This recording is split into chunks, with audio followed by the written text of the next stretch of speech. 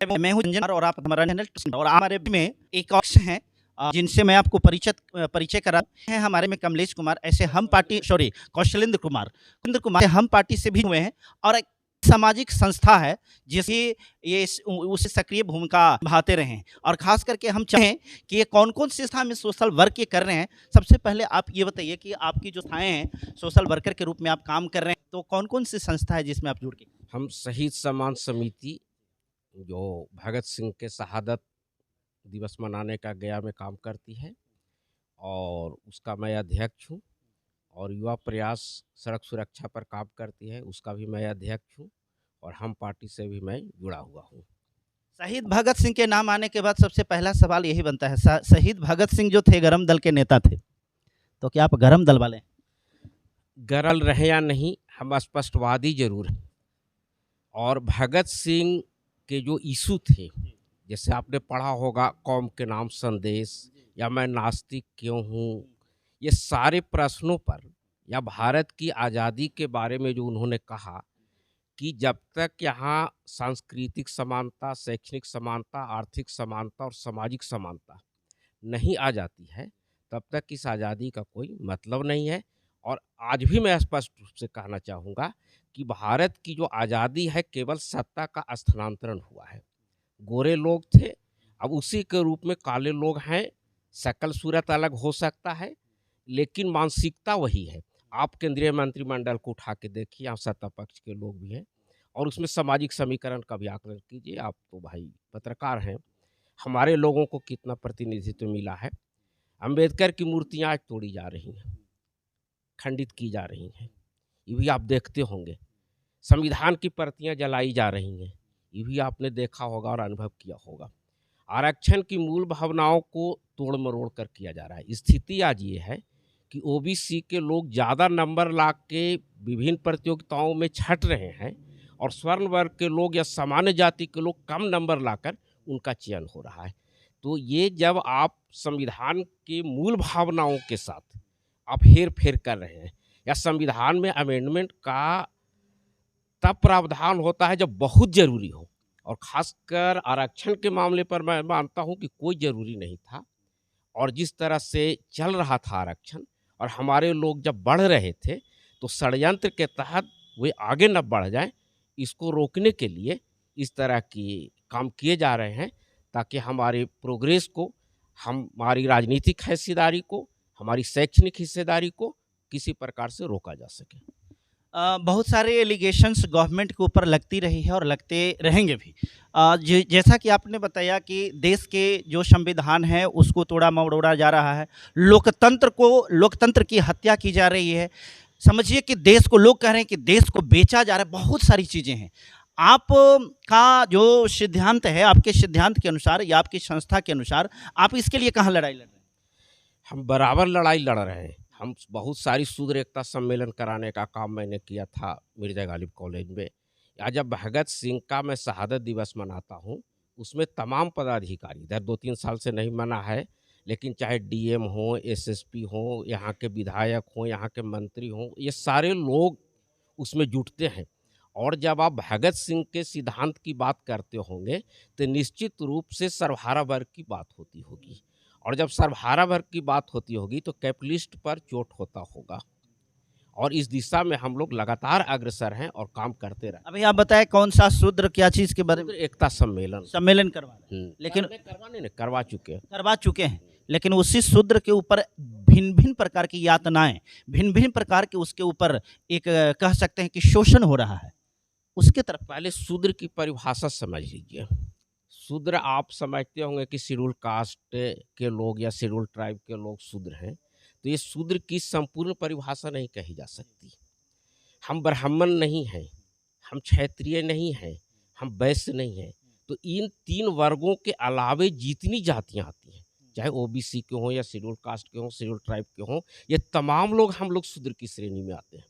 मैंने 3 गो वर्ण को छोड़ दीजिए तो बाकी। हाँ, तो यही ना। अच्छा, 3 गो वर्ण में तो अगर कहा जाए सर, तो ब्राह्मण में तो सिर्फ ब्राह्मण होते हैं, क्षत्रिय में सिर्फ राजपूत होते हैं, लेकिन वैश्य में कौन कौन होते हैं? वैश्य में जो बनिया वर्ग के लोग होंगे होते होंगे, तो मिला जुला करके तीनों मिला के 10 गो। जो मामला हो 10% का मामला हो चाहे जितने का मामला हो, लेकिन उसके अलावे जो तमाम बहुजन के लोग हैं ये निश्चित रूप से शूद्र हैं। भारत में कुल जातियाँ कुल जातियाँ का हम आंकड़ा मेरे को नहीं मालूम है कि कुल 6,743।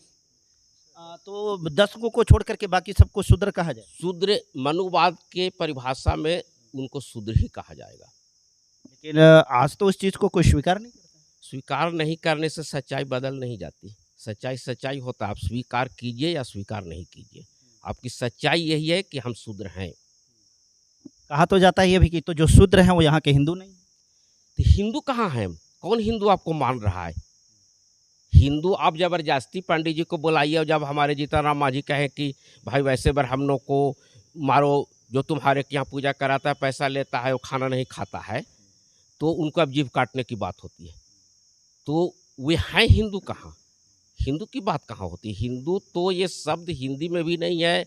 आपको कोई भी पुराण में हो, रामायण हो, महाभारत हो, कहीं हिंदू नाम की चर्चा नहीं हुई है।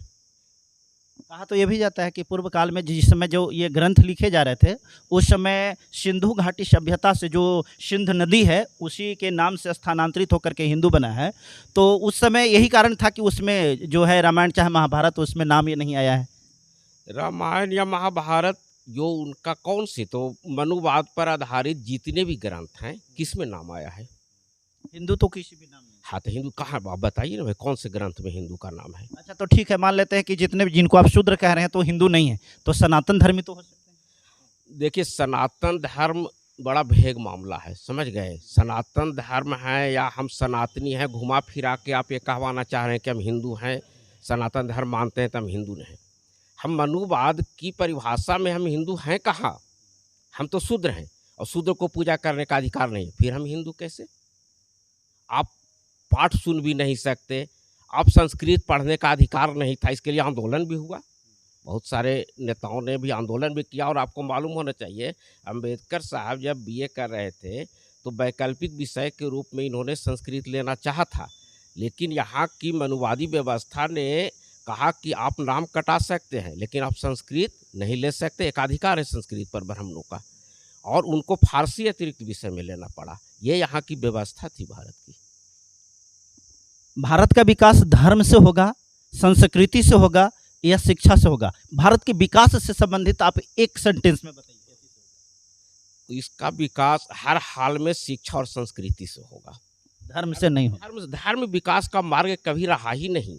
आप देखिए जब जब मनुवादियों का राज रहा उसी समय यहाँ पर बाहरी आक्रमणकारी आए और यहाँ पर राज करने का काम किया। आप ये बात समझिएगा, जब यहाँ पर आए थे अकबर के फादर कौन, हुमायूं के फादर बाबर, और बाबर जब डेरा डाले हुए थे तो देखे कि विपक्षी खेमे में कई जगह से धुआं उठ रहा है। उन्होंने जासूस को भेजा कि देखो भाई क्या मामला है। जासूस आया तो कहा कि यहाँ तो अलग अलग है, पासवान सेना का अलग जल रहा है, मूसर सेना का अलग जल रहा है, भूमिहार सेना का अलग जल रहा है, राजपूत सेना। कहा कि तब तो यहाँ जीतना बहुत आसान है। जिस देश में लोग इतने बटे हुए हैं कि एक साथ बैठ के खाना नहीं खा सकते, एक साथ खाना बना नहीं सकते, और जिस देश में इतनी फूट है वहाँ लड़ाई क्या लड़ेगा? और बाबर बहुत कम सेना ला के भारत पर उसने कब्जा कर लिया। बहुत बहुत शुक्रिया, आप अपनी बात को बेबाकी से रखे इसके लिए। और आप देख रहे थे धर्म पर मैंने इनसे भी चर्चा किया और धर्म के बारे में इन्होंने जो व्याख्या दी है और जो शूद्र के बारे में बताया कि शूद्र कौन है। बहुत सारे लोगों के अंदर में वास्तव में कन्फ्यूजन था, बहुत से लोग अपने आप को शूद्र नहीं मानते हैं, लेकिन इनका कहना है कि आपको मानने से कुछ नहीं होता, सच कभी बदल नहीं सकता है। और वास्तव में हिंदू कौन है? आप जो हैं हिंदू नहीं हैं, आप अपने आप को कहते रहिए, मैं नहीं कह रहा हूँ, इनका कहना है। आप अपने दिल पर हाथ रख करके और एक बार कम से कम सोचिएगा कि अगर आप हिंदू नहीं हैं तो आप हैं क्या। बहुत बहुत धन्यवाद। आप हमारे न्यूज़ को देखते हैं, इसे फॉरवर्ड कीजिए, लोगों के पास तक पहुंचाइए, ताकि सारे लोगों को ये पता चल सके कि वास्तव में आप हिंदू हैं या नहीं हैं और वास्तव में धर्म क्यों बनाया गया है, धर्म का जीवन में क्या उपयोगिता है। बहुत बहुत शुक्रिया, धन्यवाद।